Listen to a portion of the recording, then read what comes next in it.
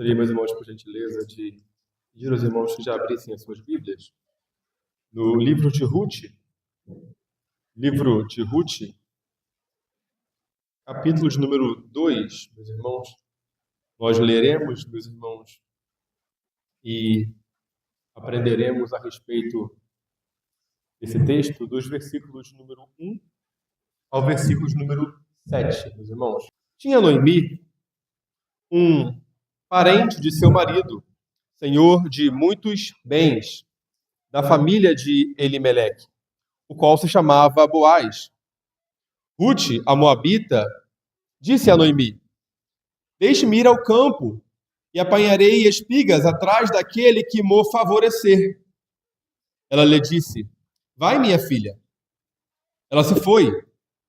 Chegou ao campo e apanhava após os segadores. Por casualidade, entrou na parte que pertencia a Boaz, o qual era da família de Elimeleque. Eis que Boaz veio de Belém e disse aos segadores: o Senhor seja convosco. Responderam-lhe eles: o Senhor te abençoe. Depois, perguntou Boaz ao servo encarregado dos segadores: de quem é esta moça? Respondeu-lhe o servo: esta é a moça moabita, que veio com Noemi da terra de Moabe. Disse-me ela: deixe-me rebuscar espigas e ajuntá-las entre as gavelas após os segadores. Assim, ela veio. Desde pela manhã até agora está aqui, menos um pouco que esteve na choça. Então, vamos orar, meus irmãos? Ó Deus Santo e bendito, Pai, aqui estamos, Pai, diante da sua palavra, Pai. Lida, Pai, sua palavra que é inspirada, que é inerrante, Pai, que nos fala para os nossos corações. Pai, te pedimos agora que por meio do seu Santo Espírito, Pai, o Senhor, Pai, ilumine as nossas mentes, Pai, os nossos corações, para aprendermos da sua palavra. E aprendendo, Pai, da sua palavra, nos ensine, Pai, a praticá-la. Amém. Essa é a nossa oração, em nome de Jesus. Amém. Amém. Meus irmãos, nós já tivemos aqui algumas oportunidades de aprendermos a respeito desse maravilhoso e belo livro de Ruth. Nós vimos, meus irmãos, a efeito de recapitulação, no primeiro capítulo, que o livro de Ruth começa falando a respeito de uma família composta de um homem chamado Elimeleque, a sua esposa Noemi e os seus dois filhos Malom e Quilion, e que decidem, por meio da atitude de Elimeleque, a sair de Belém devido a uma fome que lá se instaurara, rumo a Moabe.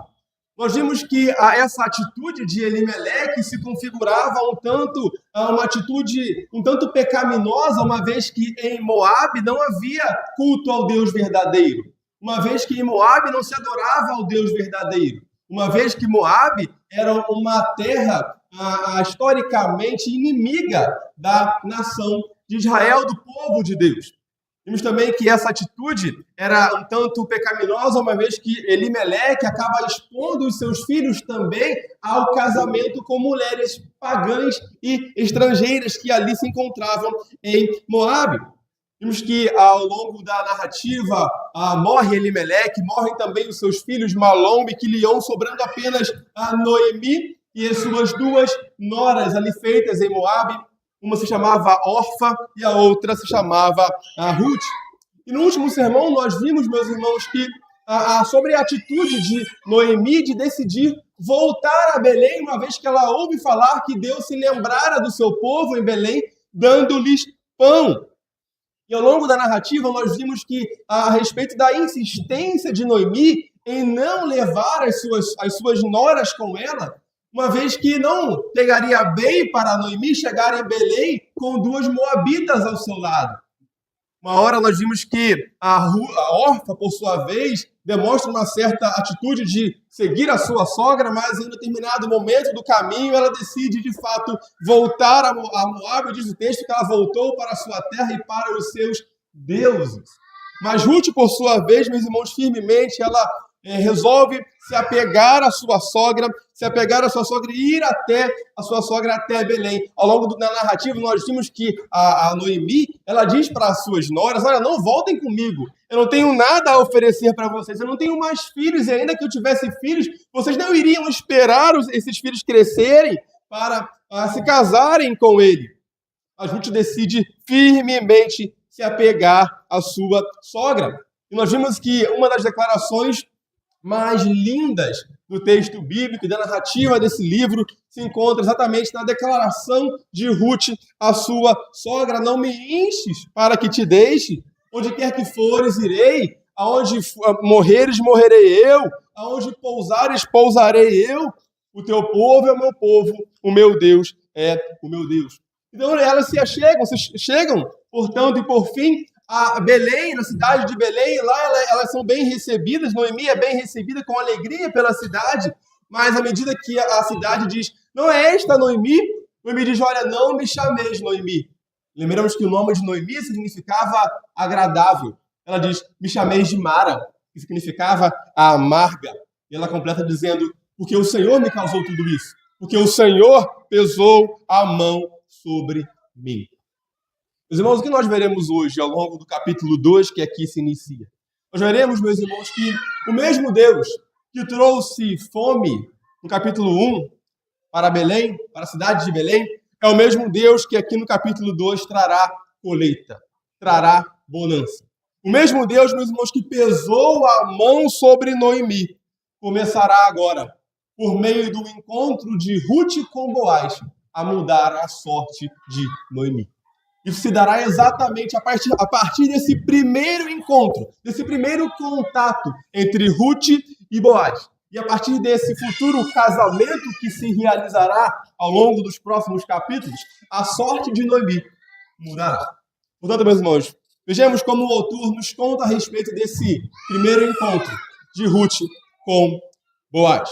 O versículo 1 se inicia dizendo assim: tinha Noemi um parente de seu marido, senhor de muitos bens, da família de Elimeleque, o qual se chamava Boaz. É interessante, meus irmãos, que aqui o autor do texto fala a respeito de um novo personagem até aqui não conhecido no texto por nós, cujo nome era Boaz. E ele nos traz aqui 3 informações a respeito desse homem. O texto nos diz que tinha Noemi um parente. A ideia aqui, meus irmãos, embora a palavra parente e a palavra amigo no hebraico sejam semelhantes, a melhor tradução aqui, segundo alguns estudiosos, é que, de fato, esse homem era um amigo de seu marido, um amigo de Elimeleque. Tinha Noemi um amigo do seu marido, o amigo de Noemi. Ele era um amigo de Noemi. Essa é a ideia aqui. A ideia aqui é de alguém próximo, de alguém conhecido. É bem provável que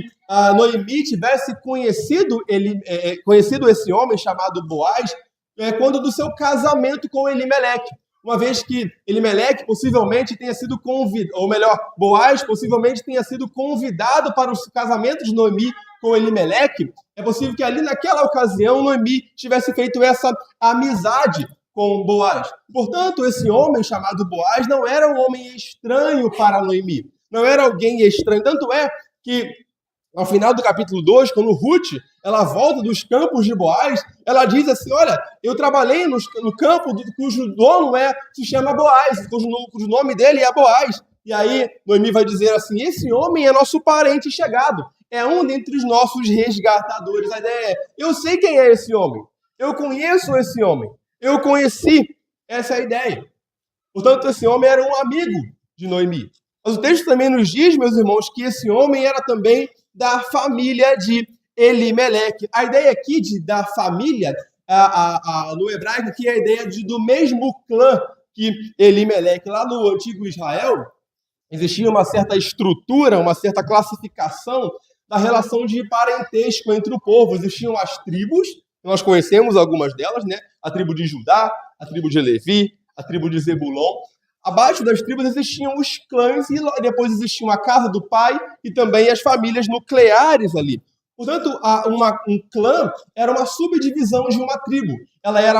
Um clã era maior que uma família nuclear, mas era menor que uma tribo. E esse clã consistia exatamente num conjunto de famílias que descendiam de um ancestral comum. A ideia aqui é de que tanto Elimeleque quanto Boaz pertenciam, descendiam de um mesmo ancestral. Eles pertenciam à mesma família, por isso eram parentes e da mesma família. Essa é a ideia.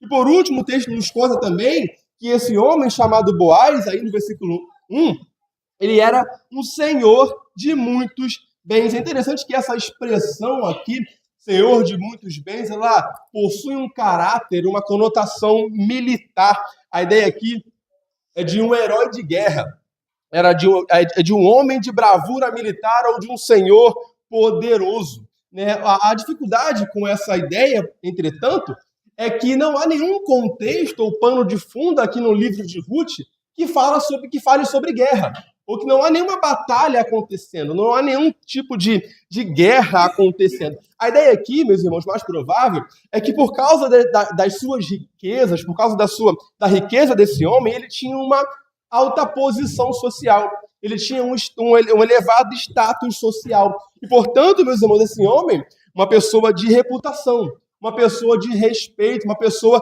influente, tudo isso fazia dele uma pessoa poderosa. Aliás, até hoje é comum que pessoas ricas sejam, por vezes, pessoas poderosas, não é verdade?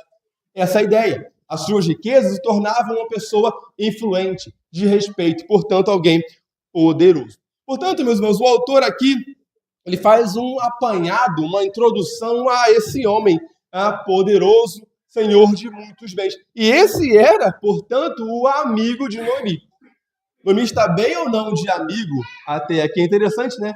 Se nós olhássemos para trás, Noemi, que dizia que Deus tinha pesado a mão sobre ela e que ela se sentia amargurada, agora parece que a sorte de Noemi começa a mudar através desse homem, e a partir do momento que ele conhecer a Ruth, a sua futura esposa, a sorte de Noemi irá mudar. O texto, por fim, encerra o versículo 1 dizendo que o qual se chamava Boaz. É interessante que o nome Boaz, meus irmãos, ele significa a força de Iavé, ou na força de Iavé eu me alegro. E também é interessante que quando Salomão constrói o templo, quando da construção do templo, Salomão constrói ali, erige ali duas grandes colunas. E uma dessas colunas se chamava, de fato, Boaz.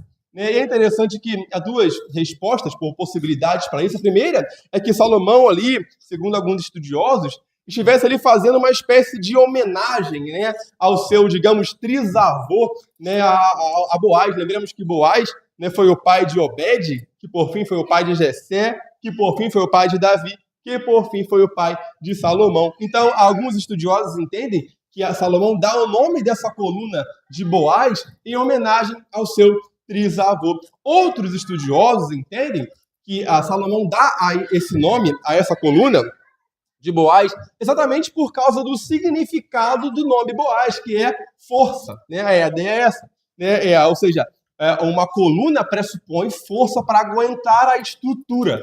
Então a ideia é de que, uma vez que Boaz significa força, era um nome, né, condizente e apropriado a essa coluna. Mas reparem, meus irmãos, que até aqui o autor de Ruth nos dá um esboço a respeito de quem era esse homem chamado Boaz. Agora, a partir do versículo 2, nós veremos como irão se desenrolar agora as cenas por meio das quais, de fato e finalmente, Ruth conhecerá esse homem. Como se dará esse encontro, esse primeiro contato entre Ruth e Boaz, esse homem poderoso e importante, senhor de muitos bens. Versículo 2, meus irmãos, me acompanhem, por favor, diz assim: Ruth, a moabita, disse a Noemi: deixa-me ir ao campo e apanharei espigas atrás daquele que me favorecer. Ela lhe disse: vai, minha filha. É interessante, meus irmãos, que aqui no versículo 2, logo no início, o autor de Ruth, ele se utiliza aqui de um aposto explicativo para dar alguma informação ou informar algo a respeito da pessoa de Ruth, né? É interessante que ele poderia dizer assim: Ruth, então, disse a Noemi. Mas reparem que ele diz: Ruth, a moabita, disse a Noemi.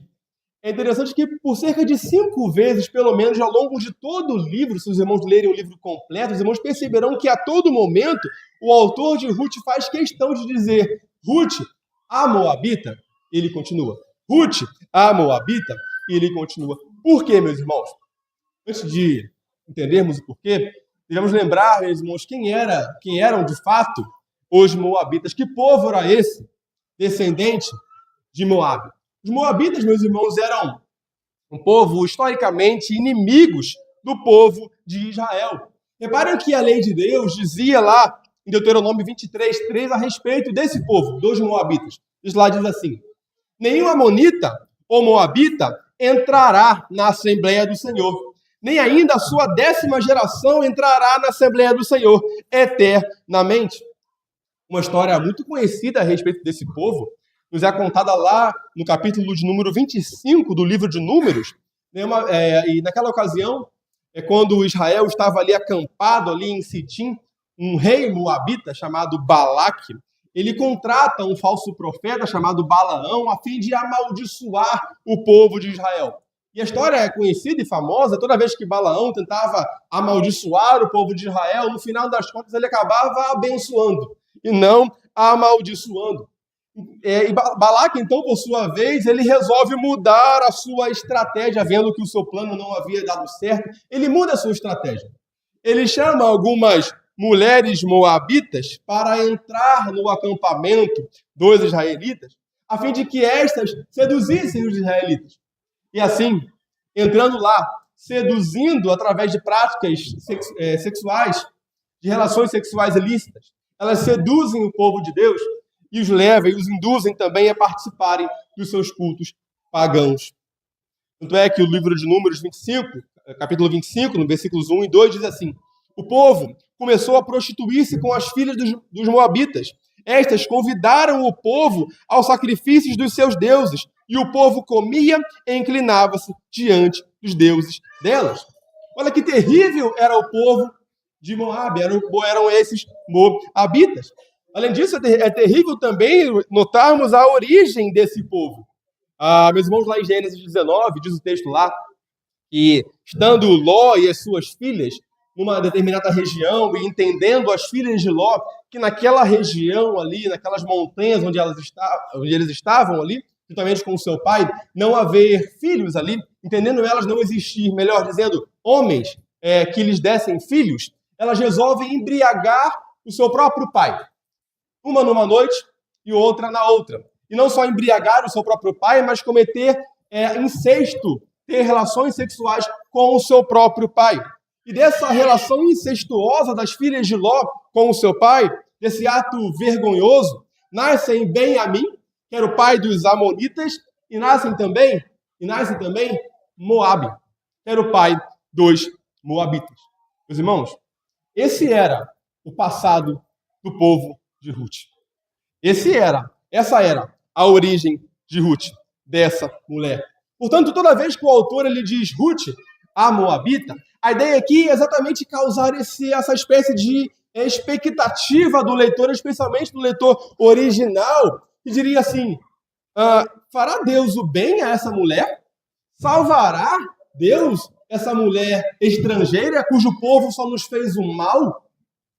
Será Deus bondoso, amável com essa mulher, ou Deus a rejeitará?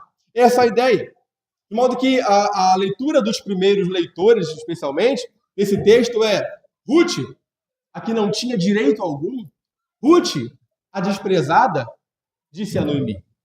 Ruth, aquela que nada merecia, Ruth, a estrangeira pagã, disse então a Noemi. Essa é a ideia que o leitor original teria desse texto.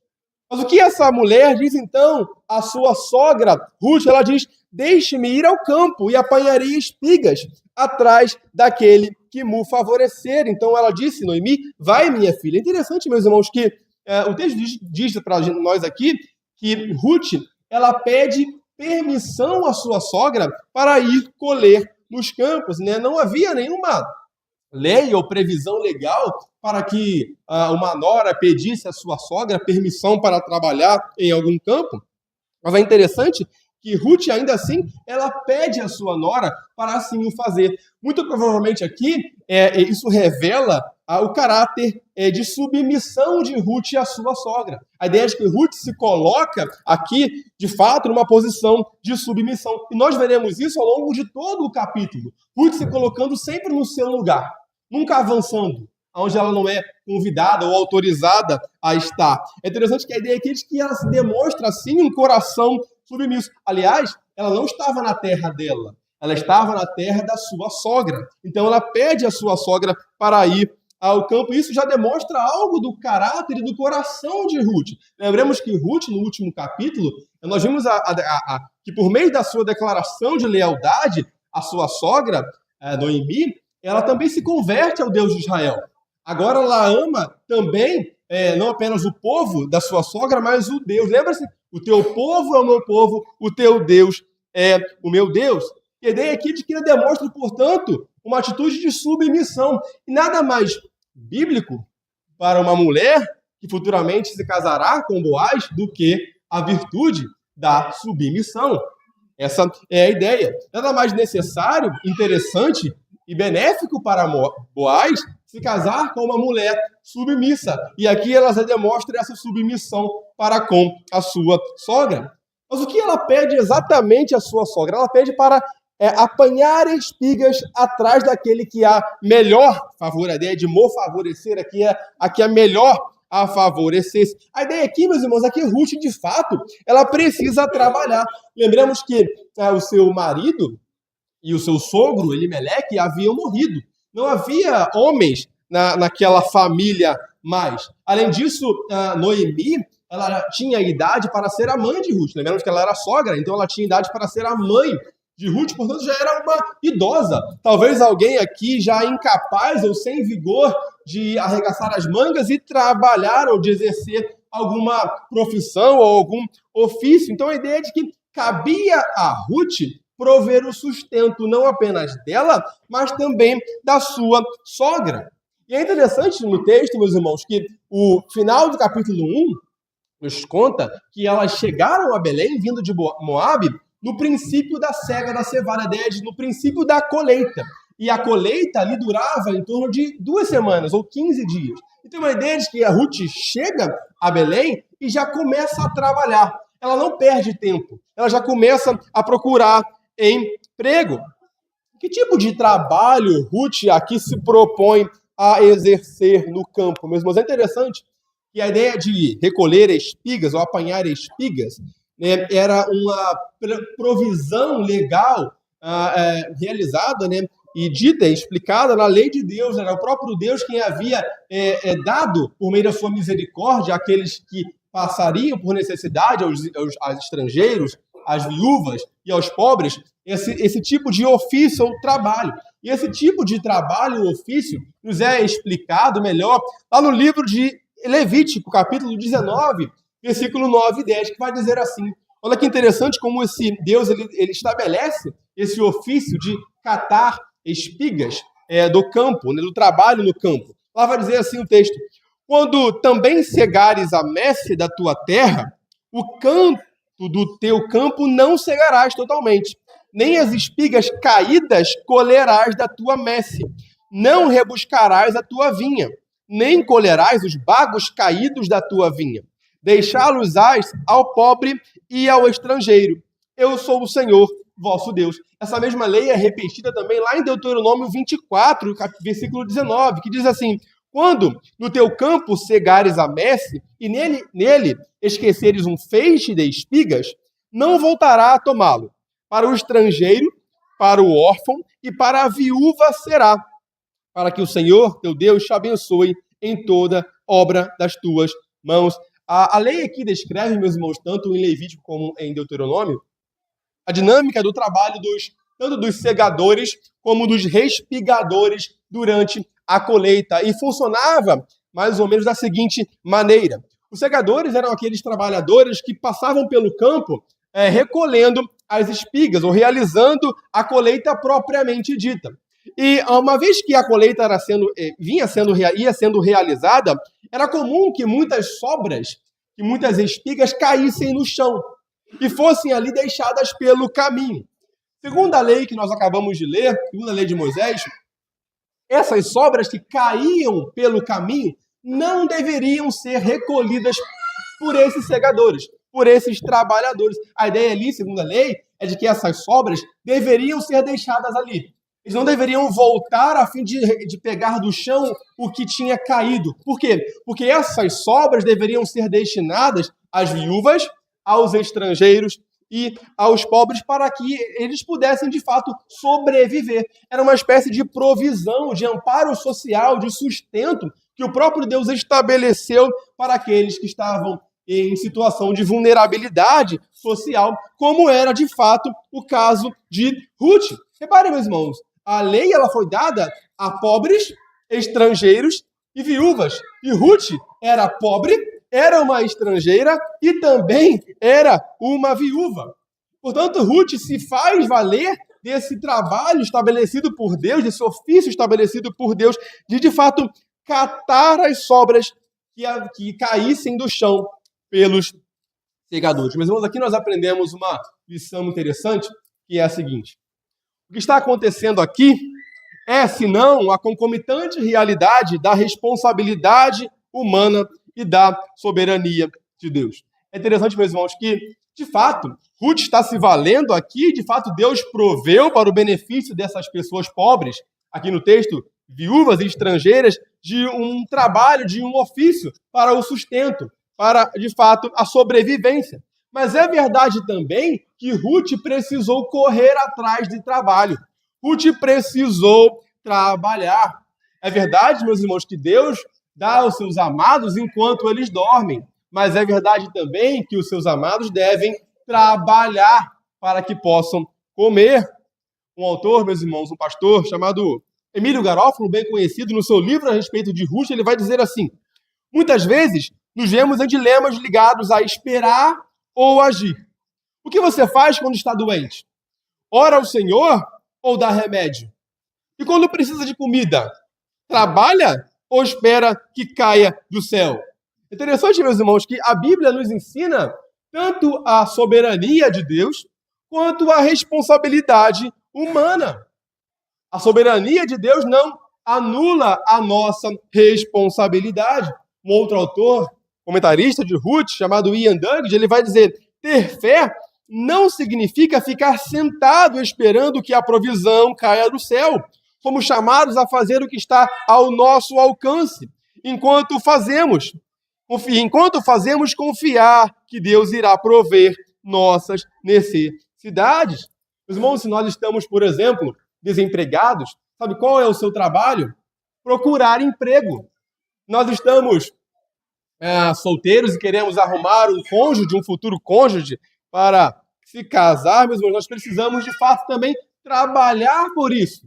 Se cuidar, procurar uma crente no Senhor, um crente no Senhor, no lugar certo. É verdade, meus irmãos, que Deus proverá, se assim Ele o quiser, um cônjuge. Mas é verdade que nós também devemos trabalhar por isso. Reparem, meus irmãos, que Ruth, ela confia na graça de Deus. Ela vai para o campo sabendo que havia uma lei de Deus em favor daqueles necessitados. Mas é verdade que ela também se lança ao trabalho.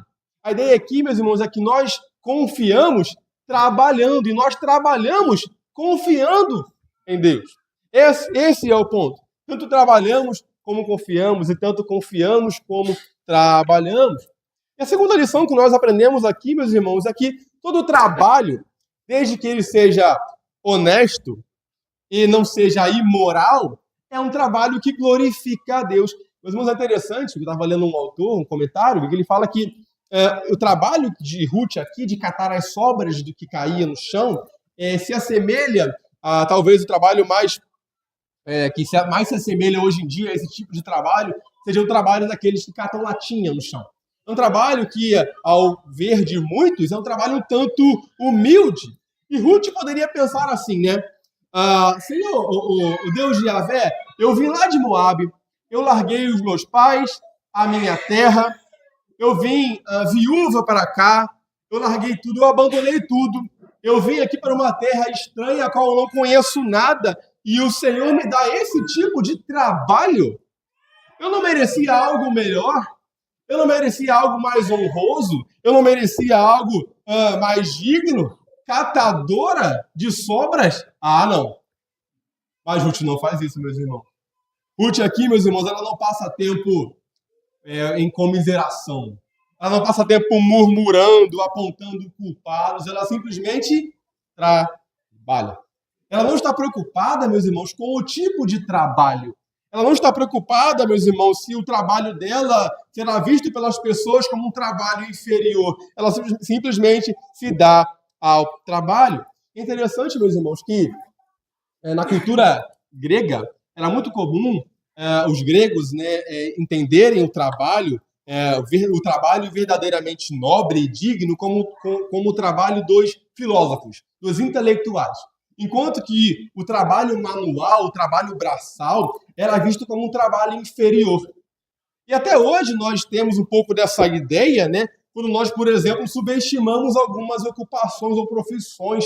Nós achamos que o trabalho do escritório, sim, é um trabalho verdadeiramente digno, honroso, enquanto o trabalho braçal, talvez um trabalho de um pedreiro, ou de um carpinteiro, ou de um eletricista, seja um trabalho talvez não muito bem visto, ou que não me dará algum tipo de estima perante as pessoas. É interessante que na época da medieval, né, antes da reforma ali, era muito comum a Igreja Católica entender que o trabalho verdadeiramente nobre e digno era o trabalho eclesiástico.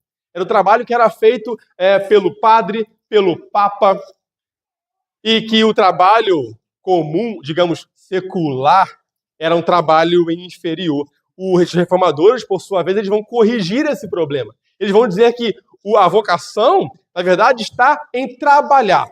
Nós somos chamados por Deus para trabalhar, e não a um trabalho específico, mais digno do que o outro. Nós somos chamados ao trabalho. E Ruth se propõe, como vimos aqui, a trabalhar. A trabalhar. Há uma frase interessante de Martinho Lutero, em que ele fala que o trabalho de uma mãe que troca a fralda da sua criança, do seu filho, é tão santo quanto uma oração de um papa. Nós sabemos que não há nada de santo na oração de um papa, mas vocês entenderam o recado, né? A ideia é de que o trabalhar em si é agradável a Deus. Sendo honesto, não sendo imoral, Deus se agrada do nosso trabalho. É muito comum, por exemplo, talvez donas de casa se sentirem inferiores porque trabalham em casa, por exemplo. Isso não é, de modo algum, desagradável aos olhos do Senhor, ou motivo de inferioridade. Deus se agrada do seu trabalho, minha irmã. Você, que não necessariamente é remunerada por isso, mas que faz um trabalho para a glória de Deus. Os irmãos, continuando o texto, versículo 3, vai dizer assim: ela se foi, chegou ao campo e apanhava após os segadores. Por casualidade, entrou na parte que pertencia a Boaz, o qual era da família de Elimeleque. Meus irmãos, é interessante que o texto diz que ela se foi e chegou ao campo. A ideia é de que ela sai da cidade, lá de Belém, e vai para o campo, o local ali onde era de fato realizada ali as colheitas, né? E o texto diz que ela de fato vai ali, que ela apanhava as sobras após os segadores. Ela realizava exatamente aquele trabalho de catar o que sobrava, o que caía do chão. E é interessante que o texto diz que, por casualidade, ela entrou na parte que pertencia a Boaz. A ideia é a seguinte, meus irmãos: naquela época, naquela cultura, a parte arável, né, os campos ali, eles eram divididos em vários pedaços, né? Vocês já viram uma colcha de retalhos, né? Colcha de retalhos, você já viu, um pedaço de vários pedaços de pano que vão sendo juntados ali, forma-se ali uma colcha, né? Uma espécie de edredom ali, né? Com tamanhos diferentes, por isso colcha de retalhos, né? O campo, a região, a parte arável da terra, era geralmente dividida assim. Eram vários pedaços, tinham-se um pedaço aqui, outra aqui que pertencia a outro dono, outra aqui que já era de uma outra pessoa, e eram várias partes diferentes, né? Cada um com um dono diferente, né? E um desses pedaços pertencia, de fato, a Boaz.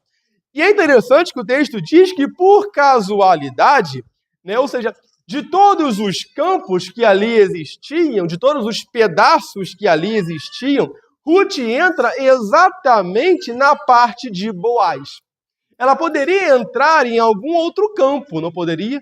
Ela poderia entrar no campo de algum outro ali morador daquela região, mas ela entra no campo que pertencia a Boaz.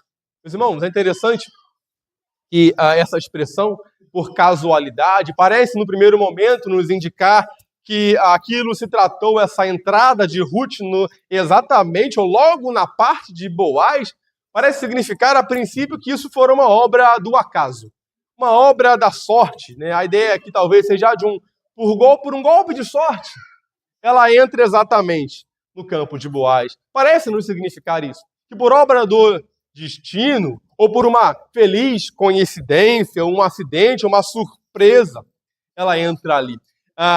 Talvez, meus irmãos, da perspectiva de Ruth, esse fato talvez de fato parecesse uma simples coincidência, uma sorte. É mais ou menos quando nós colocamos a mão no bolso e achamos uma nota de R$50, nós dizemos, opa, estou com sorte hoje.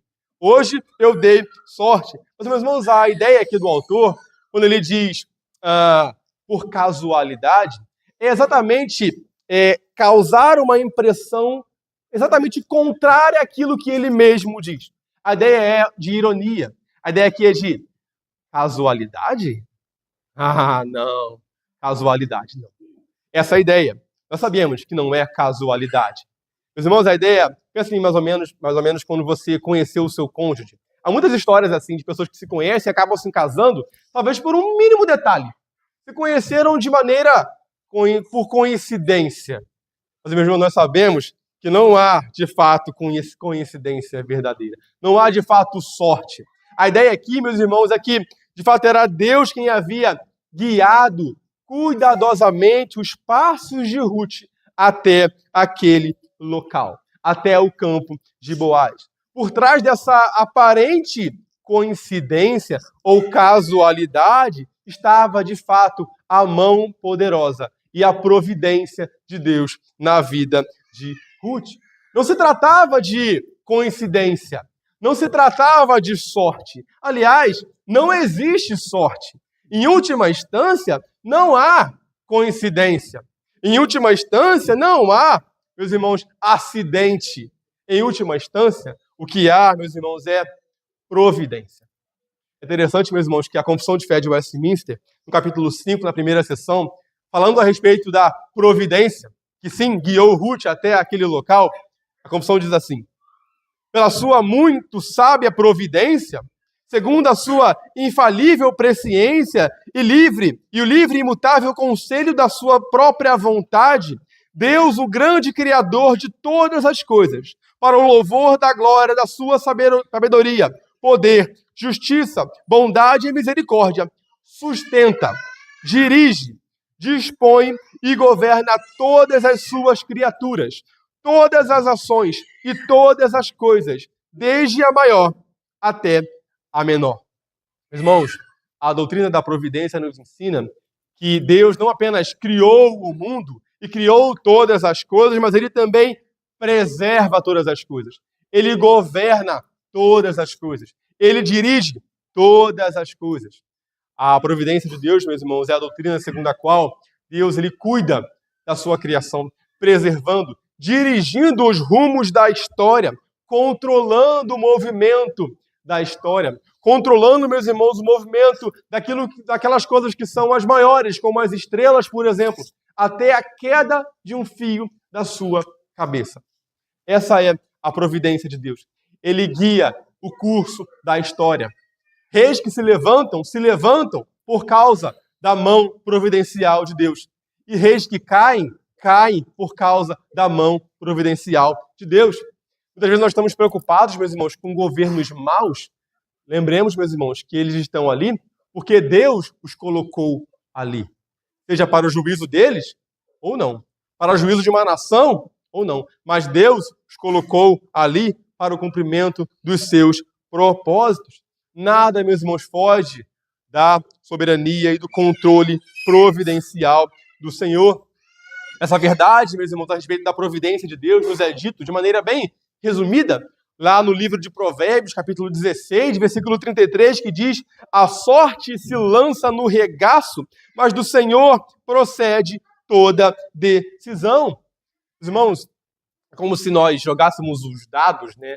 E aí, por mais que pareça pura coincidência ou sorte, o resultado que ali ali aconteceu, por mais que se pareça algo aleatório, em última instância e no fim das contas, aquela decisão foi dirigida e guiada pela mão poderosa de Deus. É por isso, meus irmãos, que nós não devemos nunca murmurar. Reparem que Ruth, ela não murmura a respeito do seu tipo de ofício aqui, trabalhado por ela, de catadora de sobras. Por que nós não devemos murmurar, meus irmãos? Exatamente porque a murmuração, meus irmãos, é a prova de que nós não confiamos na maneira de Deus fazer as coisas. Quando nós murmuramos, nós estamos dizendo que nós faríamos melhor que Deus. Eu faria melhor que Deus. Aliás, Deus não está sabendo muito bem como guiar a minha situação ou as minhas circunstâncias. A ideia é de que Deus não sabe o que está fazendo. Quando nós murmuramos, nós estamos, meus irmãos, de fato, meus irmãos, não confiando na providência de Deus, no cuidado soberano de Deus sobre as nossas circunstâncias. Nós não devemos murmurar, meus irmãos. Ruth aqui não murmura em momento algum, ela confia em Deus e no seu cuidado e no seu sustento. Meus irmãos, no versículo número 4, nós veremos aqui como que Boaz começa a se aproximar de Ruth. Mas ele não faz isso, como veremos, meus irmãos, se dirigindo diretamente a ela. Ele se dirige ao seu servo encarregado, ao chefe dos seus encarregados. Versículo 4 diz assim: Eis que Boaz veio de Belém e disse aos segadores: O Senhor seja convosco. Responderam-lhe eles: O Senhor te abençoe.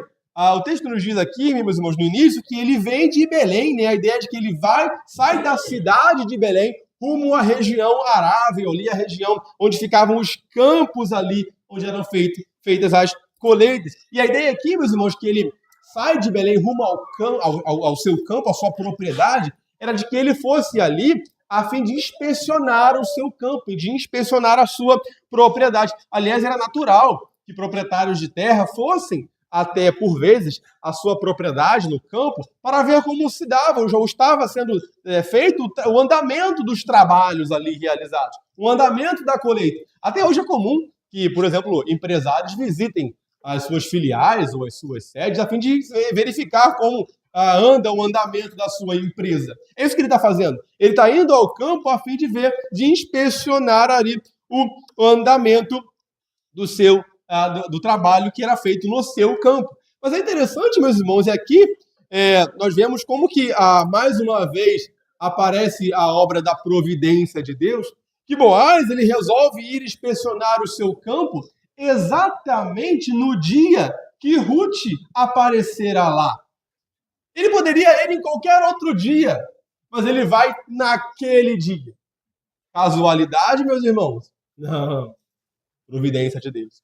Meus irmãos, é interessante que é possível, segundo alguns estudiosos, que Boaz tivesse não apenas aquele campo, mas outros campos. Mas ele vai exatamente naquele campo em que Ruth estava.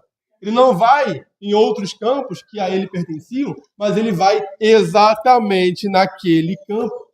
Mais uma vez, meus irmãos, casualidade? Não. Providência de Deus. Mas é interessante, meus irmãos, que ao chegar naquele campo, e aqui nós vemos aqui e veremos algo a respeito do caráter de Boaz, da bondade de Boaz, ele passa a cumprimentar os seus trabalhadores. Ele diz assim, o texto diz, eis que Boaz veio de Belém e disse aos seus segadores: O Senhor seja convosco. É interessante que, geralmente, a expressão de saudação mais comum do povo de Israel era shalom, que era a paz, né? A paz seja convosco. Mas aqui, Boaz, ele se utiliza de uma expressão um tanto diferente, né? Ele diz: O Senhor seja convosco. A ideia aqui é que Deus possa prosperar os seus esforços para uma colheita abundante. A ideia aqui de Boaz é que ele estava incentivando ou estimulando os seus trabalhadores, encorajando os seus trabalhadores a trabalhar mais, dizendo que Yahvé de fato estava com eles. Yahvé está com vocês. O Deus de Yahvé está com vocês. Continuem trabalhando e a obra de vocês será abundante. A ideia é essa. Ele está abençoando o trabalho dos seus trabalhadores. E olha que interessante, meus irmãos. Boaz sabe que, em última instância, o trabalho, a colheita que será realizada, embora também seja fruto da obra e do trabalho dos seus trabalhadores, em última instância, essa colheita vem do Senhor. Ela vem de Yahvé. Essa é a ideia. E, portanto, meus amigos, repare mais uma vez aqui a providência de Deus.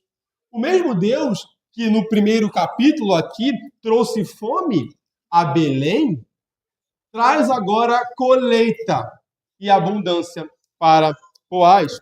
O mesmo Deus, meus irmãos, que traz fome em Belém, traz colheita e abundância lá à terra, ou à propriedade de Boaz. É interessante que o versículo 1 do capítulo 1 diz que nos dias em que julgavam os juízes, houve fome na terra. E lá no finalzinho do versículo 1, no capítulo 1, versículo 22, diz que Ruth e a sua sogra chegaram a Belém no princípio da cega da cevada.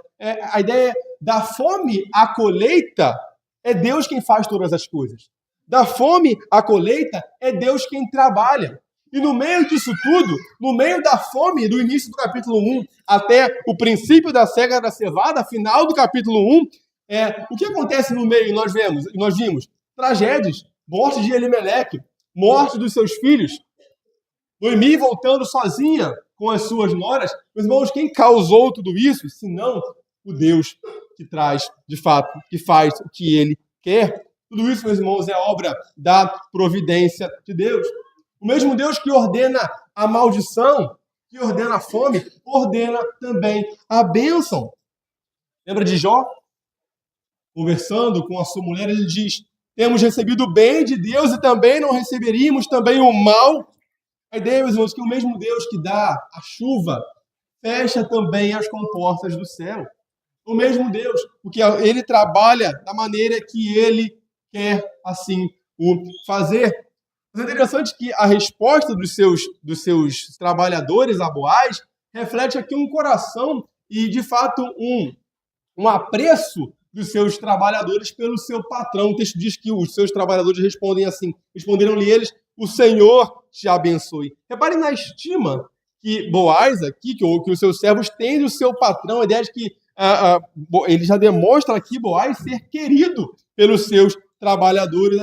Boaz tem algo diferente. Geralmente, patrões costumam, na sua maioria, não serem muito queridos, né? Talvez patrões, na sua maioria, são muitas vezes muito criticados. Mas Boaz aqui parece ser um ótimo patrão, um ótimo chefe. E a ideia aqui, meus irmãos, é que Boaz ele é diferente.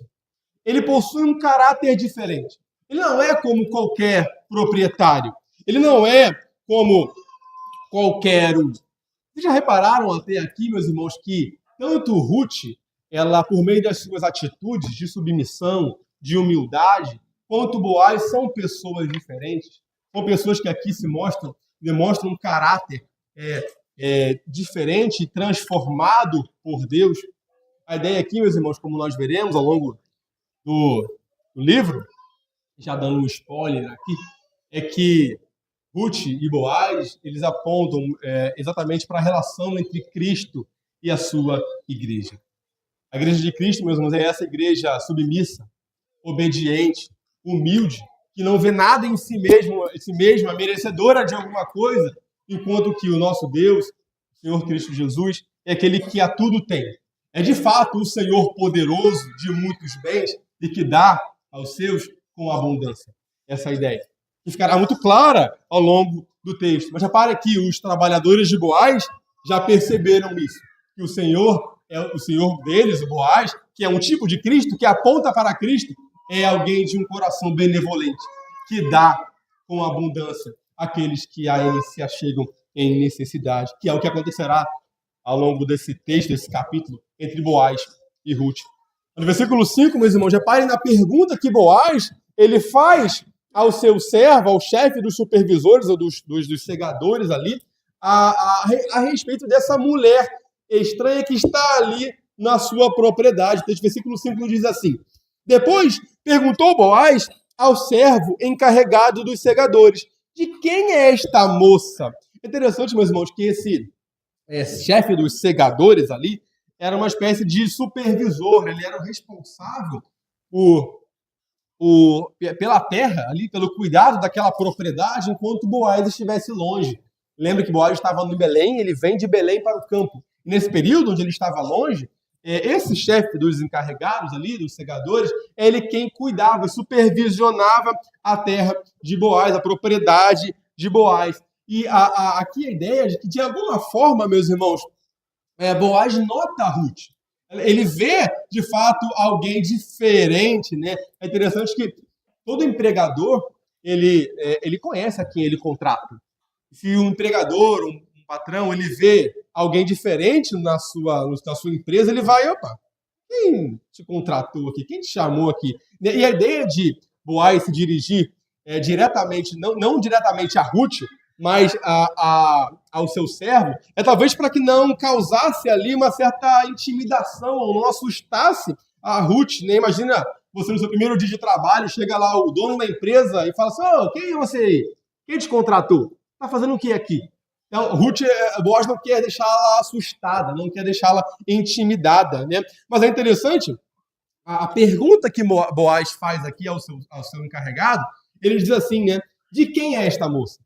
É interessante que ele não faz, a pergunta não é quem é essa moça, e sim de quem é essa moça. Há aqui duas respostas interessantes. A primeira é de que naquela cultura, naquele contexto, a origem familiar era muito mais importante do que a identidade pessoal de alguém. Aliás, a identidade pessoal de alguém estava muito ligada à sua família, à sua origem familiar. E talvez a pergunta de Boaz ao seu servo encarregado sobre Ruth, né, de quem é esta moça, fosse a ideia de quem são os seus pais, de onde ela vem, né, de que família ela vem. Até hoje nós, quando homens solteiros ou mulheres solteiras, quando conhecem alguém, procuram saber algo a respeito da família daquele outro, daquela outra. Querem saber de que família. A ideia, lembra, né? É muito comum, né? Essa mulher é de família? Essa moça é de família? Esse homem é de família? Possui uma boa família? E talvez aqui a ideia seja essa. Mas há também uma outra possibilidade de resposta, pelo fato que explica o fato de que Boaz se dirige não a Ruth diretamente, mas ao seu servo, perguntando de quem é essa moça, porque seria talvez muito indelicado, né, impróprio para um homem se dirigir diretamente a uma mulher, especialmente sem conhecer o seu estado civil. E se Ruth fosse casada? Né? E se Ruth fosse talvez uma mulher de má reputação, algo do tipo? Né? A ideia, portanto, de quem é essa moça, ela é comprometida? Ela é casada? Tem ela marido? Então reparem mais uma vez, meus irmãos, e aqui nós vemos isso o tempo todo, o caráter piedoso e cuidadoso de Boaz. Boaz, ele não está aqui sendo invasivo, ele não quer ser invasivo, ele não quer, de fato, ser alguém atirado ou inconveniente. Boaz aqui, ele é alguém cuidadoso. E mais uma vez, reparem o caráter piedoso de Boaz, esse caráter que, como veremos, aponta para Cristo. Reparem como ele é alguém, de fato, preocupado.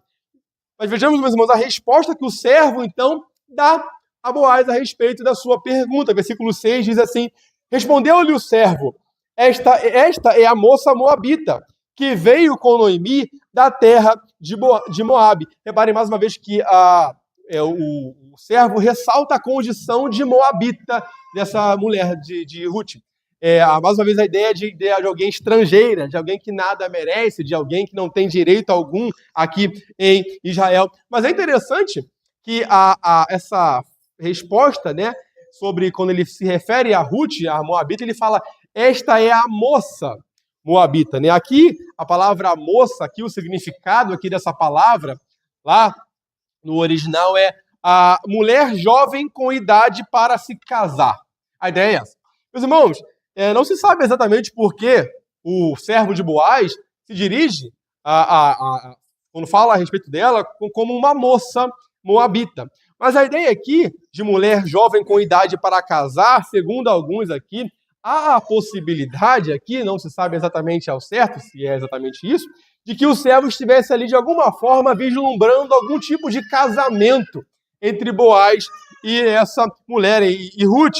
A ideia de que, de alguma forma, talvez, esse servo estivesse dando uma sugestão para Boaz, digamos, uma espécie de ajudinha, né? A ideia de que, olha, esta aí está na idade de casar, solteira, está aí, quem sabe, Então, a ideia talvez seja essa, né? Olha, há uma oportunidade aí. Essa mulher é uma mulher com idade para se casar. Talvez, nós já sabemos. Mas o texto nos diz também que a resposta do servo também disse que ela veio com Noemi da terra de Moabe, né? A ideia aqui é a seguinte, olha, essa mulher está aí, ela veio de Moabe e está somente com Noemi. São só Noemi e ela, não há mais ninguém. A ideia é de que, né, não, ela não tem família. Não, ela não pertence a ninguém. Não, ela não está comprometida. É somente ela e Noemi. É essa a ideia aqui.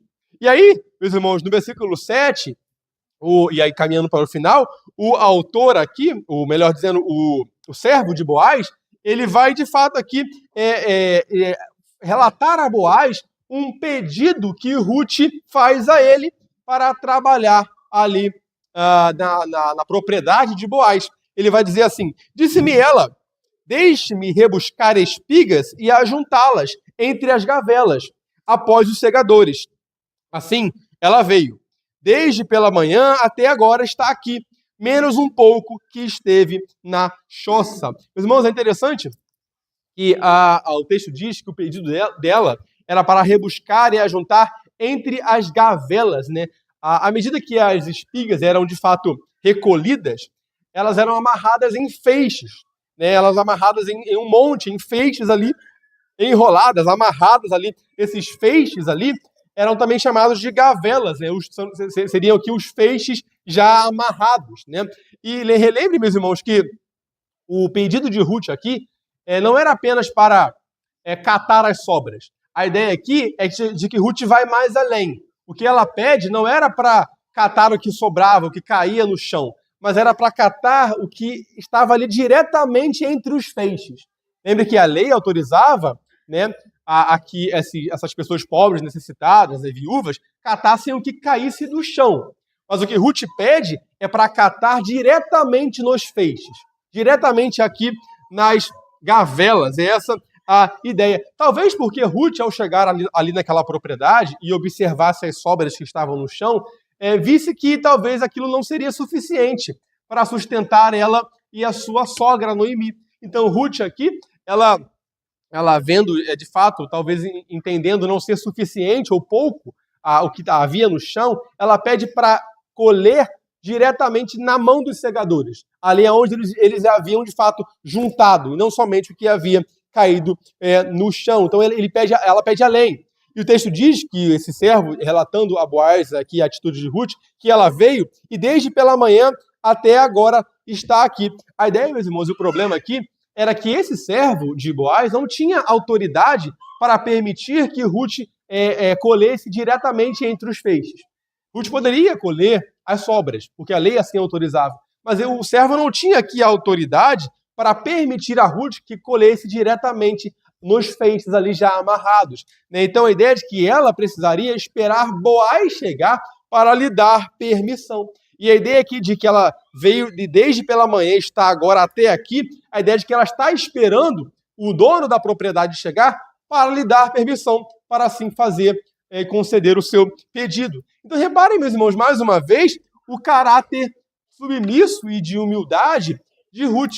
Ela se coloca no seu lugar. Ela sabe que ela não pode ir além do que ela, de fato, está autorizada a fazer. Ela não é abusada aqui. Ela não é intrometida aqui. Ela sabe que nada merecia, ela sabe que não tinha direito algum ali em Israel. Então ela se coloca no seu lugar. Ela não se comporta, por exemplo, como uma militante do MST, que invade propriedade, que pega o que não é seu. Ela não se coloca assim. Ela sabe que aquilo não era dela. Ela sabe que a colher diretamente entre os feixes seria a obra da graça de Boaz. Mas que sem essa permissão, ela não poderia assim fazer. Então ela espera desde amanhã até aquela hora determinada que o carregado ele está conversando com o seu patrão Boaz. E aqui no final o texto termina dizendo, né, menos um pouco que esteve na choça. Choça aqui, meus irmãos, a palavra aqui significa um abrigo, né, uma cabana aqui. É interessante que essa construção aqui, no hebraico, menos um pouco que esteve na choça, é muito debatida, é muito difícil de entender o significado exato, né? a tradução em português aqui não ajuda muito, né? Mas talvez aqui alguns estudiosos tenham tentado entender que essa frase significa algo do tipo: ela não voltou para casa nem por um curto tempo. A ideia aqui de que ela estava determinada em não voltar para casa enquanto ela não colhesse o suficiente. Essa é a ideia. A ideia é essa, ela pretende ficar firme ali até que leve o sustento completo. Outros entendem, talvez, e aí talvez possa ser uma possibilidade, de que essa ideia de menos um pouco que esteve na choça fosse de fato, como choça era um abrigo, uma cabana, que Ruth estivesse ali desde a manhã, né, até talvez o final da tarde, esperando o patrão chegar, e a gente sabe que esperar cansa, né, e talvez ela tenha ido a esse abrigo descansar um pouco para depois voltar e permanecer ali esperando. O que nos é interessante, meus irmãos, é que se essa for de fato uma possibilidade real, é que Ruth, mesmo na sua necessidade e talvez fome ali em que se encontrava, ela era uma pobre e uma estrangeira e uma viúva ali procurando sustento, ela consegue descansar em meio à sua dificuldade, em meio às suas circunstâncias. Nós lemos aqui mais cedo, né, que aos seus amados ele os dá enquanto dorme. É interessante que Ruth, ela consegue descansar porque ela sabia que, em última instância, o cuidado e o sustento não viria dela, mas da mão providencial de Deus. Meus irmãos, aqui eu termino com algumas aplicações, duas, e a gente fecha. A primeira, meus irmãos, o que nós podemos aprender com essa passagem? Ruth aqui, meus irmãos, nos ensina, em primeiro lugar, sobre a maneira correta de nos achegarmos a Deus. Reparem, meus irmãos, que Ruth, a todo momento, ela se comporta como alguém que sabia que nada merecia, que sabia que não tinha direito algum, que sabia, meus irmãos, que ela, a todo momento, estava ali dependente da graça de quem mais lhe favorecer, de quem mais mo favorecesse, como diz o texto ali, né? Então, a ideia é de que Ruth sabia que nada merecia. De que modo Deus requer, meus irmãos, portanto, que nós nos acheguemos a Ele. Meus irmãos, reparem que Ruth, ela não invade a propriedade sem autorização, ela pede à sua nora, a sogra, permissão para trabalhar, ela se coloca sempre no seu lugar, ela se coloca sempre de modo humilde, submisso. É mais ou menos o que Tiago, lá no seu livro, capítulo 4, versículo 6, diz que Deus resiste aos soberbos, mas dá graça aos humildes. Meus irmãos, de que maneira nós temos nos aproximado de Deus? Será que nós temos nos aproximado de Deus cheios de direitos? Exigindo de Deus aquilo que Deus, pensemos nós, talvez julguemos nós, talvez deveria já nos ter dado? Será que nós estamos reconhecendo de fato, meus irmãos, quem nós somos e que tudo que nós temos é pela graça? Reparem, meus irmãos, que atitude de Ruth, de submissão, de humildade, em saber que ela nada merecia, de que ela era Ruth, a Moabita, de que nada merecia, de que nada tinha. De modo que nós aprendemos aqui, meus irmãos, é que nós devemos nos achegar de fato a Deus, reconhecendo a nossa insuficiência, o nosso vazio, a nossa falta de crédito. Devemos saber que tudo o que vem a nós, meus irmãos, é pela graça e mão benevolente de Deus. A segunda lição que nós aprendemos aqui, meus irmãos, é que nada do que acontece a nós, meus irmãos, está alheio à soberana providência de Deus. Aqui, meus irmãos, nós vimos que o texto fala muito de providência, muito desse cuidado de Deus em dirigir todas as coisas, em guiar todas as coisas.